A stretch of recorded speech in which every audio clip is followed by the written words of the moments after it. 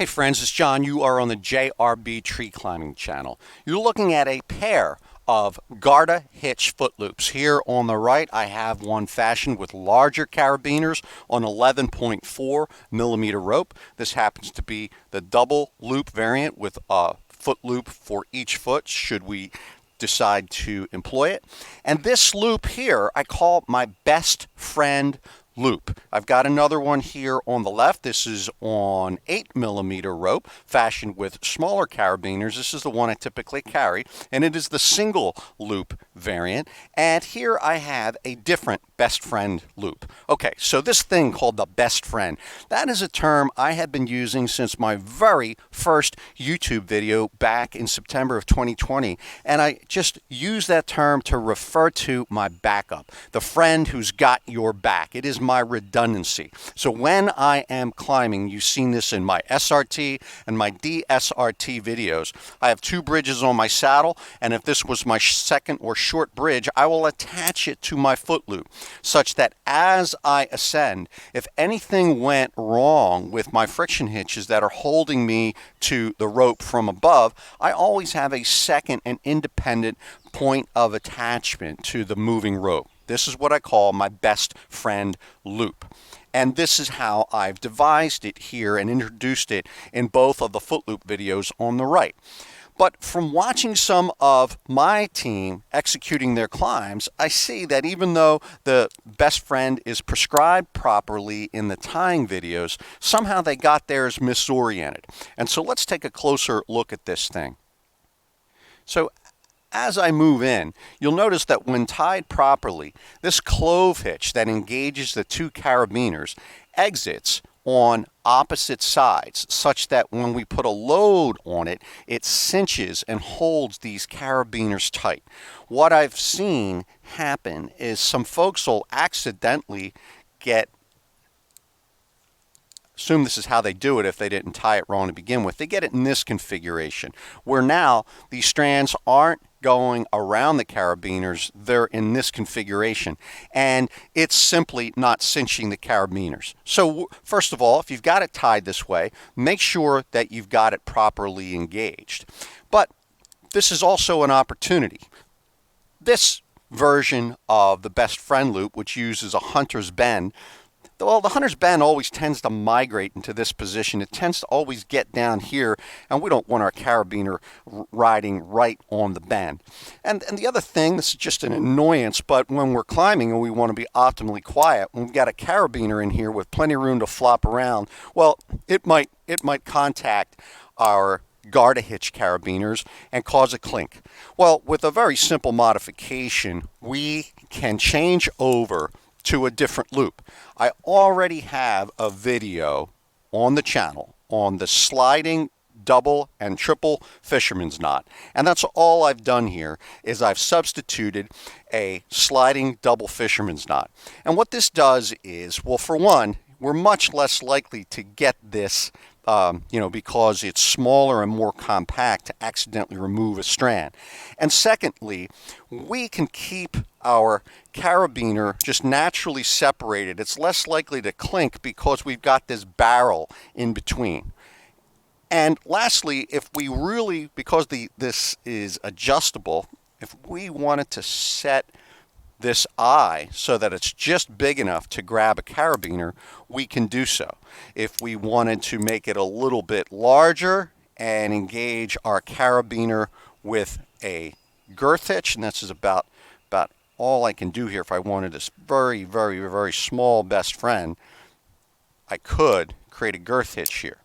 So we're simply going to show you how to create this. Let me remove this and we'll get started. I will be constructing my best friend loop out of 6 millimeter Sterling TRC cord, which is good for an MBS of 15.5 kilonewtons. You could use any cord which is suitable for life safety applications. I have a 4-foot length, which is a little bit more than I need, and I'll be cutting the ends down when we're done. I'll start by forming a clove hitch right here. A clove hitch, as you know from my prior videos, is simply an overhand loop, a second overhand loop. And then I take the upper loop and put it behind the other one. Now I've got a clove hitch with my finger as a spacer. Here is my Garda hitch. I want it to be exiting in this fashion. So I'll simply back off the carabiners, put them upside down, put that through, and now I've got a clove hitch on my carabiners. Let's get a closer look at that. See how they're exiting on the outside, and we want to make sure they stay there. Okay, as you know, the Garda hitch engages on either a single line or a double line. Let's watch it a little closer here, how you engage the Garda hitch. We pop both lines through. Of course, it does nothing, but when we take those working ends and go up and over and get between those carabiners, so we're opening only the top carabiner, now it holds. Just an amazing progress capture device. A sliding double fisherman's knot. I've got a dedicated video on the sliding double and triple. I'm going to use the double today because I want it to be as compact as possible. And I'll be forming it right here. So I don't want these ends to be the same length. I'm going to make the one closer to me kind of short and the one away from me kind of long. I'm guessing here a little bit. So here is the working end closest to me that I'm wiggling. Here's the other working end, and I'll be building it right here, right here. And I can see that if I close my hand here, I've got about the same amount of cord to work with on both sides. So that's a pretty good measurement. I think I've got about 16 inches for my first working end. And as per prior videos on creating the sliding double, the only real trick here is to make sure that this being my working end and this being the second working end, I'm going towards that second working end is right behind this one. So I'm going to go over once, and I've got this nice and small here, right? Small as possible. It'll get a little bigger when I tie it. I'm going to go over once, over twice. When I come up for the third time, I take my line. Let's zoom in and see if we can stay in view. And I'm going to slide this under 2 strands.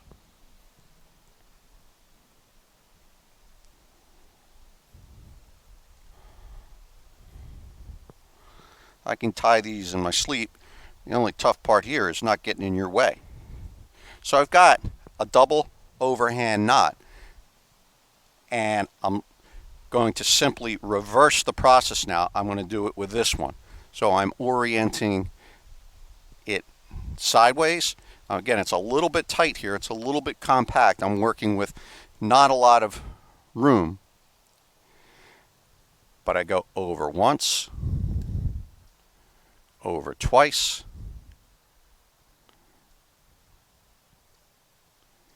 and back. So that is a sliding double fisherman's knot. Because we're tying a life-sustaining knot, it's crucial that we tie it properly. So I want to make sure that you refer to the prior video on the sliding double fisherman's knot to ensure that the inspection process goes this way. The finished product is going to have 4 turns, and they're all going to be symmetrical. They're all going to be facing the same direction. They're slightly angled. And when we rotate this around, we get to what I call the back side. You can see that those 2 double overhands, well, they're just mated together perfectly. They're not offset. I've intentionally tied one incorrectly here so that you can inspect one that's improperly tied where they don't line up. I can't say for certain what reduction in strength or security this would cause. I just know that tied properly, they looked like the version I just showed you, and I want to make sure that you got that detail in your own inspection process. Make sure you know how to tie the sliding double fisherman's before you start building one into your best friend. And when I pull on it, you can see it got just a little bit longer. but that's a pretty good length. I know my finger dimensions, that's about a 6-inch length. I'd rather err on the side of making it too short than too long. We can always lengthen our short bridge. Let's make our best friend loop nice and compact. Let's tighten it up, pulling on all the possible strands.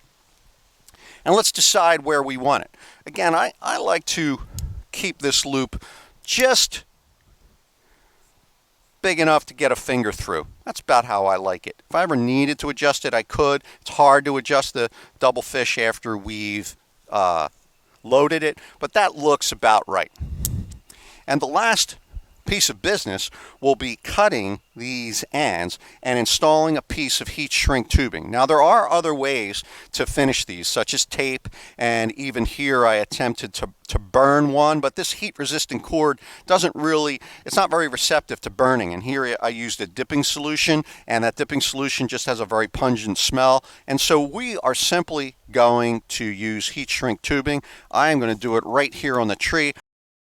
I'm just going to eyeball that to about 1.5 inches, and pardon me while I go out of view here, and I'm going to cut those.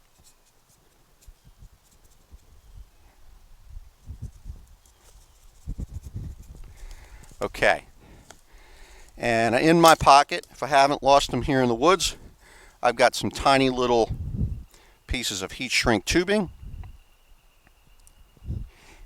I'll put that so it's adhesive shrink wrap tubing. I've got a YouTube video short on this, and I just let it hang over the end a tiny bit, and I'll hold this on here for about 10 seconds.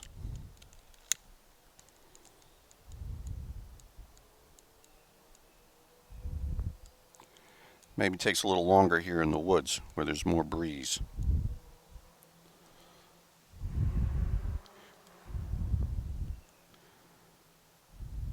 Yeah, this is something I usually do in the lab. Such a nice day, decided to take the party outside. Okay, here's the other one.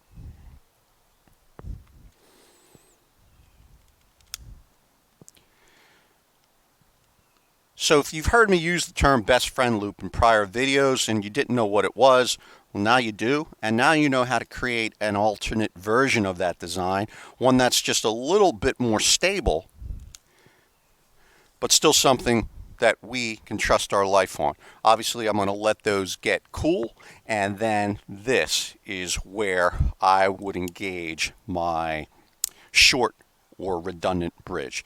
There you have it, the better best friend. Thank you.